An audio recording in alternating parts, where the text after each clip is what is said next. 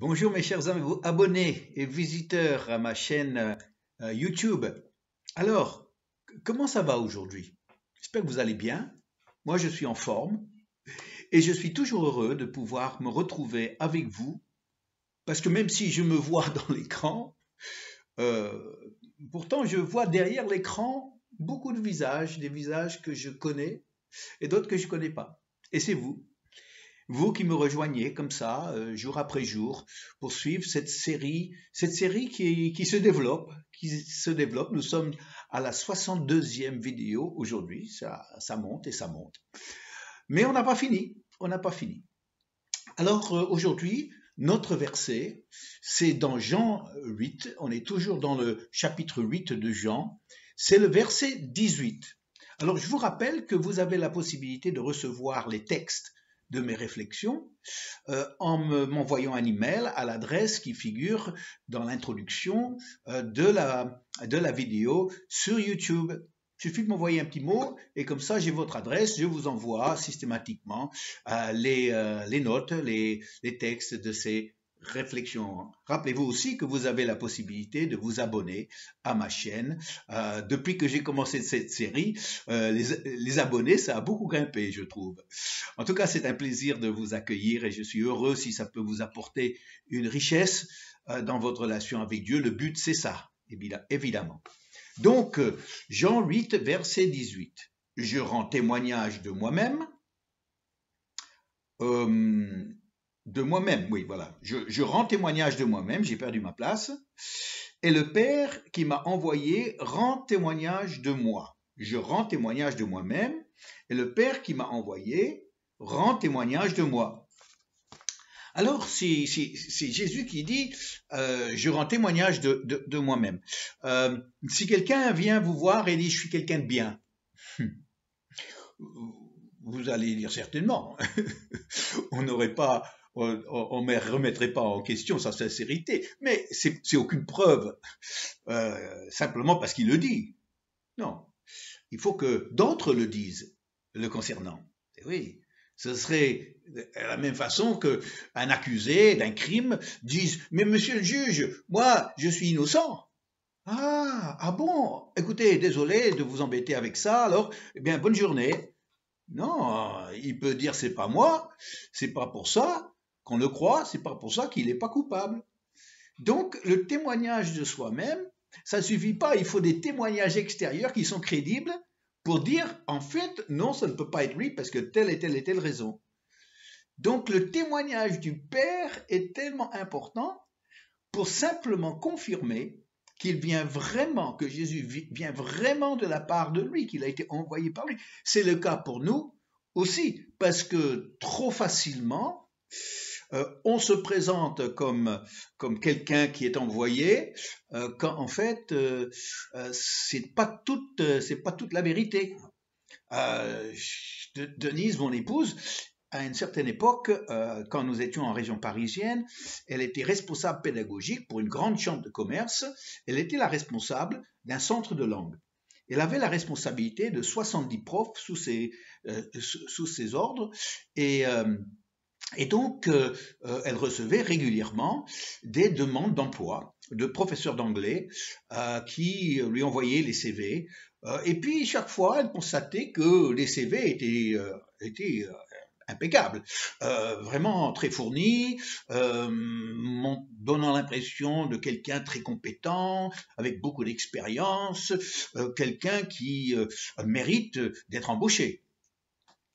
Mais Denise, elle se méfie des CV embellis, parce que c'est trop facile de dire je suis quelqu'un de bien.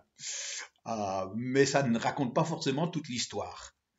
Et alors, quand elle voyait dans les CV, qu'elle pensait un peu embellie quand même, elle voyait les écoles de langue où le professeur avait enseigné par le passé, et comme elle connaissait les directeurs des écoles de langue, alors elle prenait le téléphone et les appelait. Écoutez, je viens de recevoir une demande d'emploi avec un CV de telle et telle personne, il vous met comme référence dans son CV. Alors, dites-moi votre expérience de cette personne-là. Et quand c'était celui-là, oh, pas compétent, s'entendait pas avec les autres profs, mettait tout le monde à dos au niveau des élèves. Donc Denise, maintenant, elle avait compris que il y avait un témoignage extérieur qui finalement ne confirmait pas du tout ce que la personne disait d'elle-même. C'est tout le problème d'avoir juste sa parole comme témoin de ce qu'on est, de ce que nous faisons. C'est pour ça qu'il y a vraiment une importance capitale quand Jésus dit c'est le Père qui m'a envoyé, qui témoigne de moi. C'est important. Alors, comment est-ce qu'on peut identifier le témoignage du Père dans le ministère public de Jésus? Alors, il y a bien sûr la puissance de Dieu, les miracles, les guérisons, la résurrection, la multiplication des pains et des poissons, c'est vrai. Mais surtout, ce qui est important, c'est aussi, alors, à qui va la gloire de ça? Jésus a toujours voulu fonctionner dans la discrétion, voulu toujours rendre gloire au Père dans ce qu'il faisait. Il n'attirait pas la gloire à lui-même. Quand je vois quelqu'un qui opère des signes et des prodiges, mais la gloire revient à lui-même, et puis il essaie d'accaparer la gloire pour sa personne, moi je dis, il a peut-être reçu quelque chose du Père, mais il n'est pas envoyé par le Père, parce que finalement, s'il est envoyé par le Père, c'est le Père qui reçoit la gloire, pas lui-même. Alors pour nous, je dirais ça c'est un aspect, je dirais l'impact spirituel d'une vie, c'est aussi un témoignage. Le témoignage de Jésus, c'était aussi l'impact spirituel qu'il apportait aux gens, la foule qui le suivait. C'est passé aussi par la sagesse qui dégageait de lui quand il parlait. Ses ennemis n'avaient plus rien à dire après que Jésus avait parlé et avait répondu avec sagesse. Les gens l'écoutaient tellement qu'ils étaient pris par les paroles qui sortaient de sa bouche, la Bible dit ça, et que les gens voyaient la différence entre Jésus et la sagesse qu'il apportait, l'impact de ses paroles, et les paroles des pharisiens qui étaient culpabilisant et vraiment condamnant. Il voyait vraiment que les paroles de Jésus donnaient la vie, donnaient l'inspiration, donnaient envie. Et ça, il voyait en ça qu'il venait vraiment du Père, c'était un témoignage. Alors c'est une question intéressante. Hein? Est-ce qu'on peut identifier dans son ministère, dans sa vie, quand on a la conviction que le Père m'a envoyé, comme Jésus l'avait bien sûr, est-ce qu'on peut identifier un témoignage du Père qui nous dit, eh bien, je me suis pas envoyé par moi-même, mais il y a vraiment des marques d'une personne envoyée par le Père. Alors, il y a différentes choses qu'on peut dire sur ça, mais pour moi, une des choses qui m'a toujours étonné dans toutes les années de ministère, dans tous les endroits où j'ai pu exercer le ministère de pasteur, c'est que j'ai toujours été étonné de voir la façon dont Dieu m'a fourni, m'a pourvu pour des salles et pour des locaux pour que je puisse le servir. Ça a toujours été étonnant. Dans des endroits où on n'imaginerait jamais la possibilité d'avoir une telle salle, tellement que ça coûte cher, l'immobilier est juste hors de portée pour une petite église qui commence. Je pense à Paris, dans notre église à Paris, on avait des locaux dans un vieil immeuble dans le 14e arrondissement et qui était minable comme immeuble. Un matin, je suis rentré et puis j'ai découvert que tout le plafond s'était écroulé sur tout notre matériel informatique. Et là, pendant 6 mois, on avait des problèmes pour essayer de demander au propriétaire de réparer son plafond. On avait une petite cave qu'on utilisait pour des petites réunions de prière, mais c'était humide là-dedans, et puis oh là là, on était pas bien.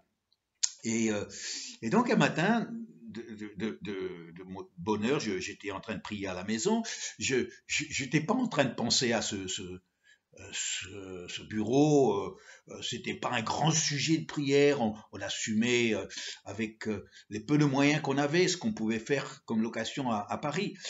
Et, et un matin, dans ma tête, j'entends va te promener à Montparnasse. À comprendre que Montparnasse n'était qu'à 10 minutes à pied de ce bureau dans le 14e arrondissement. Je dis quoi? Non, je dis non, c'est pas Dieu, ça, c'est une projection que j'ai, donc j'ai pas prêté attention parce que je suis assez méfiant par rapport aux voix dans la tête, vous comprenez? Il y en a d'autres que la moindre chose, c'est Dieu qui leur parle. Alors après, ça suit pas. Moi, je suis plutôt le contraire. Il faut que ça soit vraiment confirmé pour que je bouge. Et le lendemain matin, j'étais encore dans la prière, et de nouveau, qu'est-ce que j'entends dans ma tête? Va te promener à Montparnasse. J'ai dit, écoute, ça m'embête un peu encore, je vais pas tout de suite tout lâcher pour aller me promener à Montparnasse, pour faire quoi? Aller où? Pour chercher quoi? Donc j'ai mis de côté, j'ai pas donné suite. Troisième jour de suite, j'étais dans la prière, et qu'est-ce que j'entends dans ma tête? Va te promener à Montparnasse. Ah, j'ai dit, zut, ça continue. J'ai dit, mais non, je vais me donner bonne conscience, parce que si c'est Dieu, il faudrait quand même que je bouge un peu. Alors, ce jour même, je me suis baladé à Montparnasse. Je ne savais même pas ce que je cherchais. Je ne savais pas. Et donc, j'ai regardé un peu à droite, à gauche. Il y avait des brasseries qui avaient fermé, à louer. Il y avait des locaux superbes à louer à des prix, je vous dis pas. Il y avait des vieux trucs qui donnaient vraiment pas envie de se renseigner. Quand je voyais dans les vitrines des agents immobiliers, tout était hors de prix pour nous. Et j'ai dit, bon, ben, après plus d'une heure, j'ai tourné, j'ai rien de vu particulier. J'ai dit, mais maintenant, bon, Seigneur, j'ai fait, maintenant je suis tranquille. Et alors j'ai dit, mais pour rentrer au bureau, je vais prendre un autre petit chemin, voilà, pour dire de changer de ce que je connais d'habitude. Et donc j'ai pris des petites rues, et je suis passé devant un agent immobilier, je savais même pas qui était là. Et je m'arrête devant la vitrine. Et je vois en plein milieu de la vitrine, bureau, possibilité, salle de réunion. Je dis, ah bon, c'est quand même étonnant ça. Alors je suis rentré et j'ai dit, écoutez monsieur, voilà, je suis pasteur, je cherche un bureau avec la possibilité de salle de réunion. Et j'ai dit, j'ai vu votre affiche dans la vitrine. J'ai dit, c'est quoi ça? Il m'a dit, monsieur, on a justement des locaux qui sont quand même en très bon état, avec la possibilité, effectivement, avec quelques aménagements, d'avoir une salle de réunion de plus de 50 personnes. C'est dans le 13e arrondissement. J'ai dit, ah bon, et c'est disponible? Il dit, ben, curieusement, vous savez, il m'a dit, ça fait 6 mois qu'il n'y a personne qui est dessus, et il est libre depuis 6 mois. Et voilà que aujourd'hui même, j'ai 3 personnes dessus.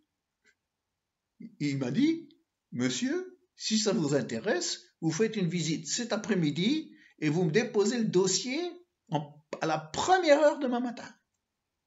Et je vous fais passer en premier. Je dis, ah bon, vous ferez ça? Alors j'ai demandé la location. Je me dis, mais c'est pas cher ça. Parce que c'est. Je ne me rappelle plus combien il y avait, mais il y avait peut-être 80 mètres carrés, quelque chose comme ça. J'ai dit, ah bon? Alors, on a fait la visite. Quand j'ai vu ça, il y avait du mobilier qui était là, de bureau, il y avait plein de choses là qu'on aurait pu utiliser, une petite cuisine, 2 toilettes. Je dis, bah, écoutez, on est vraiment intéressé. Et il a dit, ben, dans ce cas-là, monsieur, ben, je vous demande d'agir très vite. Il faut que j'ai tous les documents ce soir, ou que vous fassiez tous les documents ce soir, parce que j'ai besoin d'un dossier complet demain matin à la première heure. J'ai dit, monsieur, vous l'aurez. J'avais dit, où est-ce que je vais aller chercher tous les papiers qui demandent en peu de temps que j'ai? En tout cas, j'en ai parlé aux anciens, on en a parlé à droite, à gauche, on a dit, bon, on va essayer de rassembler tous ces documents. Oh. Et le soir, on avait le dossier bouclé. Le lendemain, première heure, j'étais là devant sa porte. Quand il a ouvert, j'ai dit, monsieur, voilà le dossier. Le dossier est passé. On a eu le local. Ce local, 15 ans plus tard, est toujours le lieu de bureau et le lieu des réunions en semaine de notre église à Paris.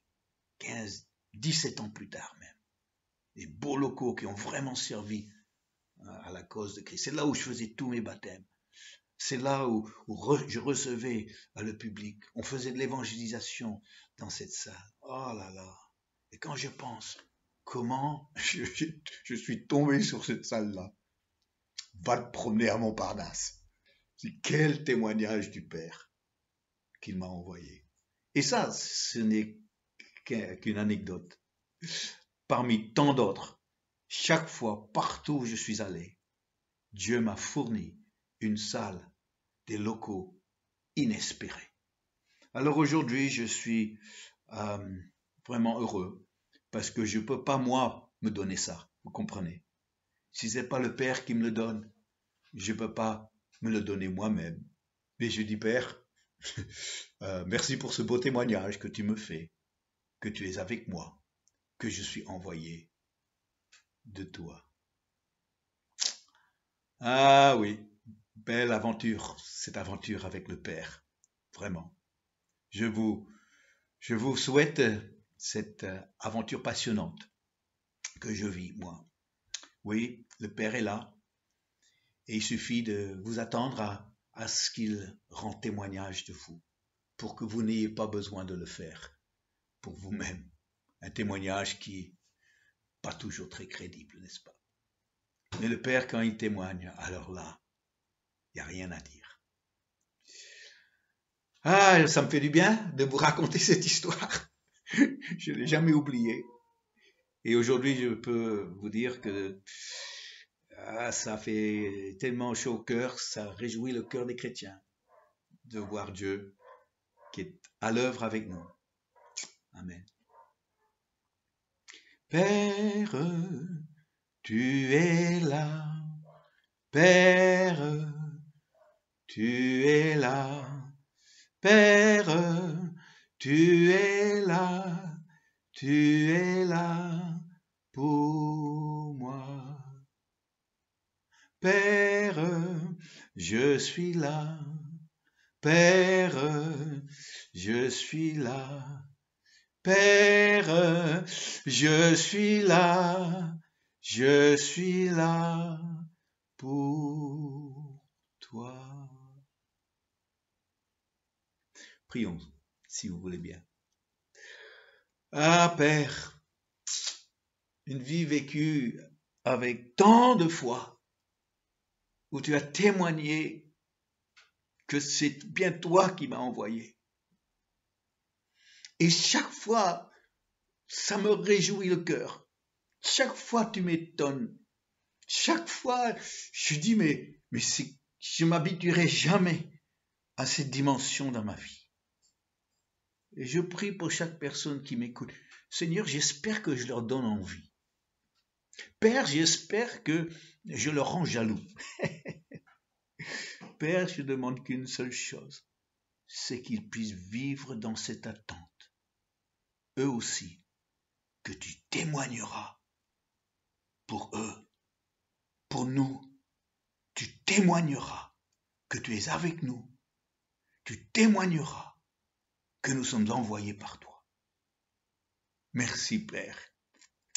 Ah, il est beau de vivre nos vies avec toi. Il est beau de te servir. Il est beau de te connaître. Il est encore plus beau de t'aimer. Oui, Père, je t'aime et nous t'aimons. Amen. Amen, ça me remplit le foie aujourd'hui. Je crois que je vais aller me chercher un miracle de la part du Père aujourd'hui. Bonne journée Et puis à très bientôt. Au revoir les amis.